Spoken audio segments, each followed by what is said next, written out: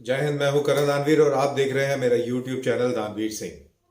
अभी कल ही खबर आई कि 12 जनवरी को लद्दाख क्षेत्र में 14वें राउंड की वार्ता होने वाली है। ये वार्ता कोर कमांडर स्तर के अधिकारियों के बीच में होती है। भारत की तरफ से 14वीं कोर के कोर कमांडर हिस्सा लेते हैं और उधर चीन की तरफ से जिंगजियांग मिलिट्री रीजन के एक मेजर जनरल रैंक के अधिकारी भाग लेते हैं। आपको याद होगा कि 13वें राउंड की वार्ता पूरी तरह विफल रही थी। कहा जाता है कि जिंगजियांग मिलिट्री रीजन के जो मिलिट्री कमांडर थे लू लिंग, इनकी पोस्टिंग हो गई या इनका प्रमोशन हो गया और ये वेस्टर्न थिएटर कमांडर बना दिए गए।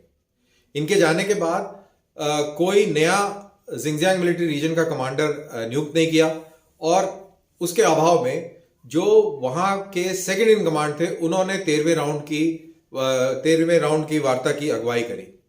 और कहा जाता है कि उनके पास वो अथॉरिटी नहीं थी कि किसी निर्णय तक पहुंचा जा सके, इसीलिए 13वें राउंड की वार्ता जो है पूरी तरह विफल रही।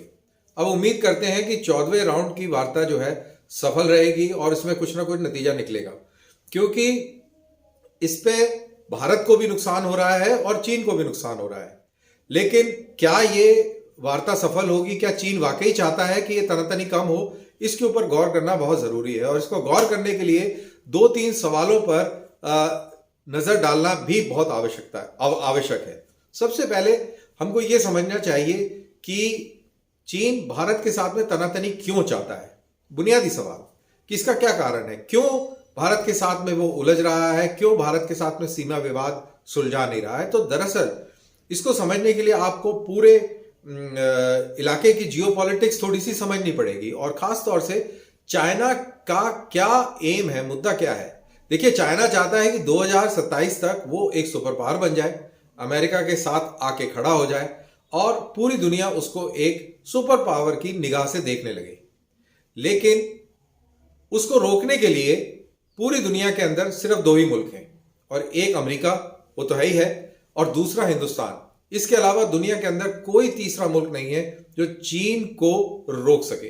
अब अमेरिका के साथ में तो कोई लैंड बॉर्डर है नहीं, अब हिंदुस्तान के साथ में लैंड बॉर्डर है और वो नहीं चाहता कि ये लैंड बॉर्डर या ये जो समस्या है बॉर्डर्स की ये सुलझे, क्योंकि ये चीन को एक लीवरेज देता है। जब उसको लगता है तभी वो यहां पर भारत के ऊपर प्रेशर या दबाव बनाने का प्रयास करता है और पिछले 2 साल से वो यही करने की कोशिश कर रहा है। वो बात और है कि वो उस तरीके से सफल नहीं हुआ जिस तरीके से उसकी मंशा थी, जिस तरीके से वो चाहता था। तो ये तो रही बात एक। दूसरी बात, अब क्यों वो सॉल्व करना चाहता है या क्यों वो कम से कम लद्दाख की तनातनी को कम करना चाहेगा। पिछले साल आपको याद होगा कि बहुत सारी खबरें आई थी कि चीन की सेना के अंदर बहुत भयंकर रूप से विंटर रिलेटेड कैजुअलिटीज हुई थी और प्रत्यक्षदर्शियों का मानना था कि बहुत सारे कैजुअलिटी इवैक्यूएशन हेलीकॉप्टर्स उड़ते नजर आए, देखे गए। अग्रिम इलाकों से चीनी सैनिक हर 2 घंटे के बाद वहां पर कोई ना कोई कैजुअलिटी होती थी और उनको इवैक्यूएट किया जाता था। तो यानी कि चीनी सेना का मनोबल काफी कमजोर है। अब ये मनोबल कमजोर क्यों है? देखिए, ये समझना ये भी जरूरी है कि चीनी आर्मी का कॉन्सेप्ट क्या है और भारतीय आर्मी का कॉन्सेप्ट क्या है।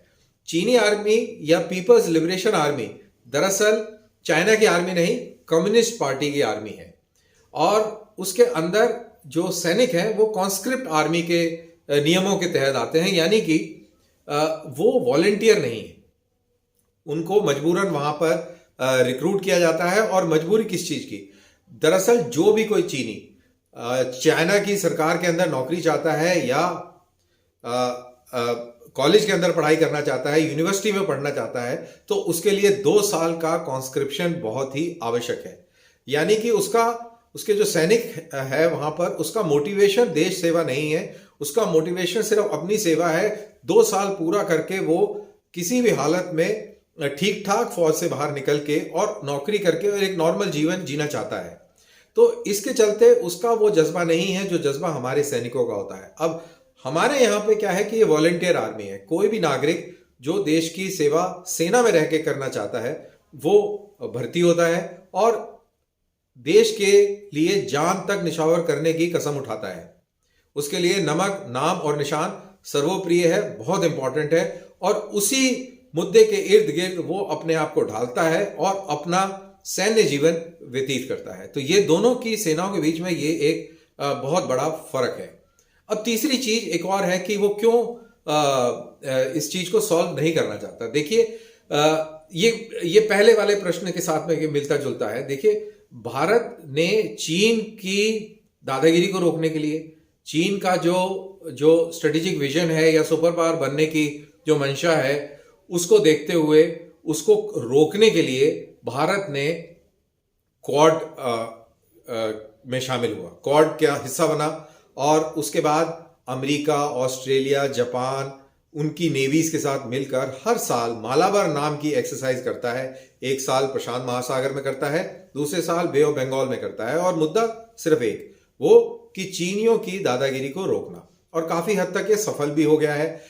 हमने देखा कि पिछले साल उसने साउथ चाइना सी के अंदर उस तरीके की दादागिरी नहीं दिखाई जो हमेशा दिखाता रहा है। तो आप ये कह सकते हैं कि कहीं ना कहीं ये क्वाड वाला एक्सपेरिमेंट सफल होता दिख रहा है। दूसरी तरफ भारत के वियतनाम के साथ बहुत अच्छे संबंध हैं। वियतनाम के साथ भी नेवी का कोऑपरेशन चलता है और वो भी चीन को कंट्रोल करने के लिए है। उसके अलावा हमने फ्रांस के साथ भी एक्सरसाइजेज करी हैं, उनके साथ भी हमने मुआहदे करे हैं, और उसका मकसद भी एक यही है कि चीन की नेवी को इंडियन ओशन में काउंटर किया जाए। उसके अलावा हम अपनी जो हमारी स्ट्रेंथ है नेवी की, उसको हम बढ़ा रहे हैं। न्यूक्लियर सबमरीन्स हमारे बेड़े में आ चुकी हैं। दूसरा, एयरक्राफ्ट कैरियर अब कुछ ही दिनों की बात है, वो भी बेड़े में शामिल हो जाएगा। और रफाल एम नाम का जहाज फ्रांस से आए हैं, वो टेस्ट कर रहे हैं कि क्या वो एयरक्राफ्ट कैरियर से ऑपरेशन के लिए सक्षम है या नहीं है। फिर F-14 टॉमकैट अमेरिकन एयरक्राफ्ट वो भी आएंगे और वो भी अपना जलवा दिखाएंगे, और फिर इंडियन आर्मी सिलेक्ट करेगी कौन सा जहाज लेना है, कौन सा नहीं लेना है। बहरहाल, उसके अलावा हमने बहुत सारी मिसाइल्स का टेस्ट किया है पिछले साल, खास तौर से सूर्या मिसाइल जिसकी रेंज 5 से 8 हज़ार किलोमीटर तक की बताई जाती है। हमने हाइपरसोनिक मिसाइल्स टेस्ट करी हैं, जो कि ये एकमात्र मिसाइल है जो कि S-400 का जो कवच है उसको भी भेज सकती है। आपको याद होना चाहिए कि चाइना के पास भी S-400 है, तो हमने उसका तोड़ भी निकाल लिया है। हमने एंटी सैटेलाइट मिसाइल भी बना ली है। तो ये सब चीजों को जोड़ते हुए देखा जाए तो हम चाइना को रोकने की तैयारी में लगे हुए हैं। चाइना को रोक सिर्फ हम ही सकते हैं अमेरिका के अलावा, और इसीलिए चाइना नहीं चाहेगा कि line of control, line of actual control के ऊपर किसी भी लेवल की तनातनी को कम किया जाए और भारत को वो मौका दिया जाए जिससे कि वो खुले तौर पर चाइना को और घेरने का प्रयास करे। देखिए, चाहे कुछ भी कहे, चाइना जब हमारे ऊपर प्रेशर डालता है और हम अपनी नेवी का मॉडर्नाइजेशन कर रहे हैं, हम मिसाइल का परीक्षण कर रहे हैं, तो इसमें पैसा लगता है। हमारे लिए हम इतने अमीर मुल्क नहीं हैं, इनफैक्ट हम अमीर मुल्क हैं ही नहीं कि हम चीन का मुकाबला कर सके। उसकी इकोनॉमी 3 गुना हमसे ज़्यादा बड़ी है, उसके पास पैसे की कमी नहीं है, तो वो पैसा खर्च कर सकता है और हमारे लिए वो उतना ही मुश्किल है। तो आप ये कह सकते हैं कि लाइन ऑफ कंट्रोल के ऊपर प्रेशर डालने, मिलिट्री प्रेशर तो डाला ही डाला है, एक आर्थिक प्रेशर भी डाला है। तो बहरहाल, आज का वीडियो इतना ही। मुझे दीजिए इजाज़त। शेयर कीजिए, लाइक कीजिए। बहुत बहुत शुक्रिया। जय हिंद।